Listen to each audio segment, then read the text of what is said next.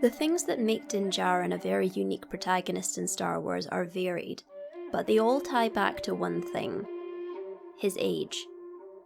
If the first season of The Mandalorian takes place in 9 ABY and we assume he is about 8 years old here, then he is in his mid to late 30s. This is a new one for Star Wars, and for its most well-known and beloved properties, I think it's a first. The closest thing we have is Obi-Wan Kenobi, and though he gets a lot of focus in the prequels and Clone Wars, he is not a protagonist. He is the mentor archetype, and they, by their very nature, are older. Star Wars has thrived on the heroism and growth potential of youth. Younger characters are fairly easy to give a heroic or even villainous arc to because they are not fully formed people yet. They are still working out who they are and their place in the universe. That is not the case with Din Djarin. His is not a coming-of-age story. He has long since come of age. Of course, that doesn't mean he won't grow. Parenthood is probably the biggest growth one will experience as a mature adult, but he knows who he is. He has a fully formed personality and set of values. And while the young, hopeful, ready-to-change-the-world type character is the standard for adventure stories, the stoic, honor-driven warrior is very closely tied to the samurai archetype. So it's a surprise Star Wars hasn't really made a mainstream protagonist of their archetype before, especially considering what it's famously influenced by. But before we get into this character, let's go ahead and define honor. As someone with Japanese friends, it is quite amusing to watch Western writers mimicking Asian properties incorporate the concept of honor, because the Western idea of honor and the Eastern idea are very, very different. The Western idea of honor is connected to morality, and this stems back to chivalric knights who lived by a code of behaviour and set of morals that they believed brought them closer to God. The Eastern idea of honor is more about saving face than anything else, which is why, despite all sanity, seppuku was a common and even expected way to react to shame or defeat. This is something we will be exploring when we get to talking about religion in The Mandalorian, but for now, let's have a look at Din Djarin and ask ourselves if he fits well into the samurai archetype, and just on the whole, what makes his character so beloved. Let's start with stoicism. This is a character trait absent from most Star Wars protagonists, again primarily due to age. The closest we get are villains and older, more established Jedi. Stoicism has long been ascribed as a masculine virtue and is something we see throughout Western media as well, particularly in Star Wars' other influence, cowboy films. And while stoicism does make for a cool character whose calmness and bravery you would want to emulate, it is an archetype that has made its way into cliché. So what makes Mando different? Well, for one, despite him being a lone figure as the Beroya of his tribe, his stoicism is in service to something, that being providing for said tribe. When we first meet Mando, he just wants to take as many bounties as he can so he can contribute to the continued survival of his tribe, which is one of the core tenets of Mandalorian virtue. We can also infer that this demeanour and the care and reluctance with which he uses words are a product of his upbringing. Again, we will be touching on religion in another video, but compared to the Mandalorians we've seen before in Star Wars, these ones seem a lot quieter, less rambunctious, and obviously more pious than the Might is Right Mandos from the Clone Wars and Old Republic. And this is where we get into a criticism of the show, in that this show weakens the Mandalorians in a way that takes away from them. Because, in truth, you can weaken a character without taking anything away, and in fact use that weakness to develop them as a character, or in this case, as a people. And that is what I believe this show does. I argue that these Mandalorians' idea of honour, and by extension Din's, are more closely connected with the Western idea of warriorhood, whereas Death Watch is more closely connected to the Eastern idea. They are not direct parallels, but a distinction can be made. Din Djarin is a man who treats people with respect, defends the weak when he can, keeps his promises, and pays his debts.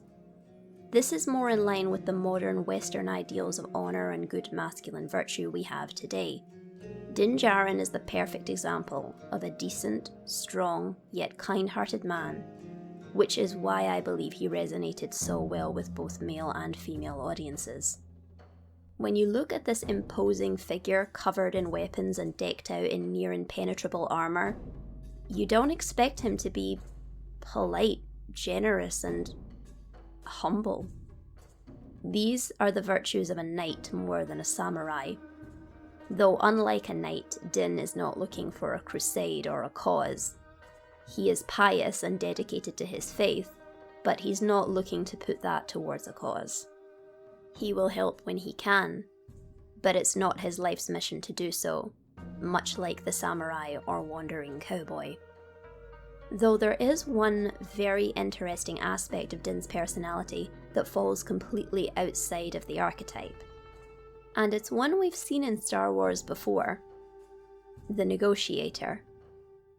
Din Djarin seems to have a very natural gift for conflict resolution.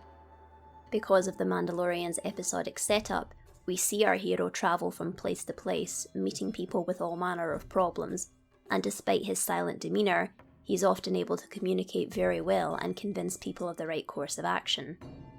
We see this in the heist, when he tries to calm the situation between the crew and the Republic officer. Being ever prepared for conflict, but having a desire to avoid it when necessary, is another aspect that makes up our more modern idea of a warrior. And this is often a lesson young, more hot-headed warriors have to learn and be humbled by. This is also an aspect of Din Djarin's character and the Children of the Watch sect that have received criticism from a certain subsect of fans.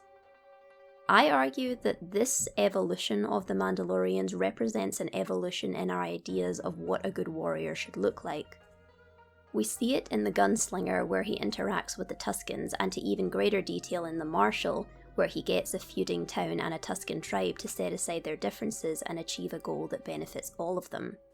Or when he goes back to the Marshal's town on behalf of Boba Fett to bargain for help.